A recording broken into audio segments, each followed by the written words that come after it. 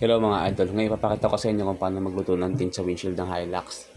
Ganyan lang mga idol, pinabasa ko lang yung gitnang portion niya gamit ang basahan. Then saka natin natatag yung tint. Kung napansin nyo, kinagat ko yung dulo ng tint to check kung yung plastic ba naka sa ibabaw. Kailangan kasi mga idol na sa ibabaw yung plastic niya. Tapos after natin ilatag yung tint, tingnan natin kung pantay yung taas saka yung baba. Then ayusin natin yung mga bubbles na naiwan sa gitna, yung kabila niyan. Kailangan lapat siya mga idol. Saka natin ikat yung gilid. Yung sakto lang ang haba, malagpas lang sa lining ng windshield. Kasi pag sobrang haba ng iniwan nyo dyan, babangga na sa siding siya, magkakaroon ng bubbles. Hindi nyo magkakabit ng ayos. Sa taas at sa baba naman mga idol, mas malaki yung clearance na iniwan ko. Nang sa ganun kapag nagkamali ako, pwede ko pa siyang i-adjust. Kasi minsan nag-overlook tayo, kaya kailangan meron tayong clearance sa taas at sa baba, mas malapad. Ingat nga pala tayo lagi mga idol sa paggamit ng cutter.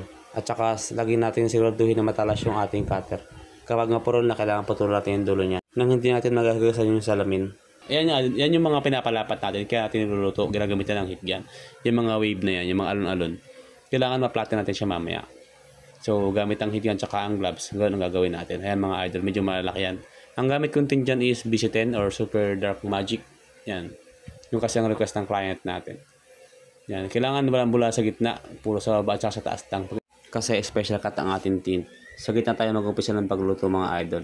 Dahan-dahan lang. Iikot-ikot natin yung heat gun, dahan-dahan gamit ang gloves, tulog natin yung mga bubbles. Tapos saka natin padaan ng heat gun. Huwag natin bibiglain mga idol kasi masusunog yung ating tint. Ang gamit ng heat gun dyan is Stanley. Meron sa adjust 1 and 2. Mas maganda kung newbie ka lang or nag-DIY ka, number 1 lang ang gamitin mo. Sa ganun, hindi mabigla sa pagkaluto yung tint. Dahan-dahan lang mga idol, lagi paikot-ikot lang yung heat gun, then gamit ang ating gloves, tulog natin yung mga bubbles. Pagtapos na maluto yung baba, sa taas naman tayo mga idol. Mas maganda kung doble ang ating gamit na gloves kasi mainit ang heat gun. Pwede kayo mapasok. Kasi mga idol, ganyan lang. Dahan-dahan lang, paikot-ikot yung heat gun. Nang sa ganun yung bula niya is lumalapad. Hindi siya diretsong pataas lang or pababa lang. Huwag niyong bibiglain ng pagluluto, kailangan dahan-dahan lang kasi masusunog yan, mag-overcook. Diretso lang ng pagluto mga idol hanggang sa makita nyo na lumalapat na yung tint, wala na yung mga bubbles. Diretso lang mga pagluto hanggang sa lumapat na siya ang tuluyan. Iwasan siya ma-overcook mga idol. Kasi may hirap kayong ikabit ang tint kapag ito na-overcook na. Kapag ganyan nakalapat na siya mga idol yan, lipat naman tayo sa kabila. Doon naman tayo ulit magluto. Initan ko siya ng higyan mga idol kasi nabasa siya ng tubig kaya na yung dumali galing sa taas. So ganyan lang mga idol, diretso lang, paikot-ikot ang heat gun, tapos gamit ang gloves, itulak natin siya pababa. Nang sa ganun yung, yung lumapat na siya ng ayos sa windshield. Makita natin kung may mga bulaka bang naiiwan. Diretso lang, paikot-ikot lang ang heat gun. Huwag niyong bibiglayin mga idol. Kahit anong tint ang gamit niyo, huwag niyong bibiglayin ng pagluluto. Mas maganda kung dahan-dahan. Kasi hindi siya mahirap hagudin. Saka mas makikita nyo agad yung mga bubbles kung meron pa ba o wala na. Ganyan lang mga idol yan. Okay na yan. Tapos taas naman tayo. Kasi nyo parang kinakamot ko yung tint. Kasi yung mga bubbles na malalaki, dinudurog ko siya gamit yung kamay ko. Saka ako siya pinapadaanan ng heat gun. Mapapansin nyo mga idol, mataas yung ko ng heat gun, tuto ko ng heat gun. Kasi nga, number 2 yung gamit ko siya kanya. Kaya ilalayo ko kasi pwede siya ma-overcook. Ganyan lang mga idol yan. Okay na yan mga idol. Mapapansin nyo naka-flatten na. Wala na yung mga wave kanina.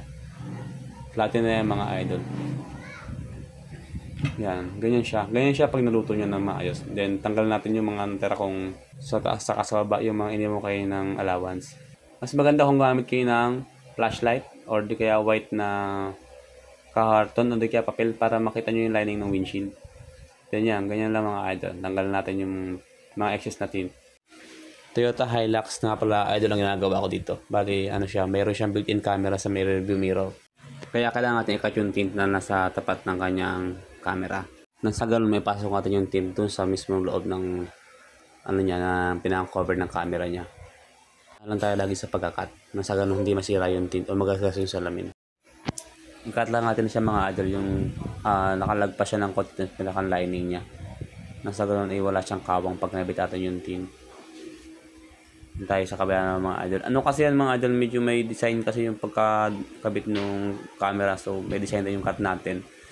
Dapat lang magaan lang ating mga kamay at huwag nating diinan ang ating cutter kasi baka magasgas ang salamin.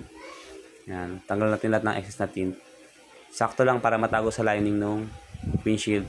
Kapag random nyo na mga idol na mapuro na yung cutter nyo, putulan nyo lang siya. Nasa ganun tumalas ulit yung dulo niya. Maraming salamat nga pala sa inyong panonood mga idol. Yan nga pala yung tsura ng ating design mga idol.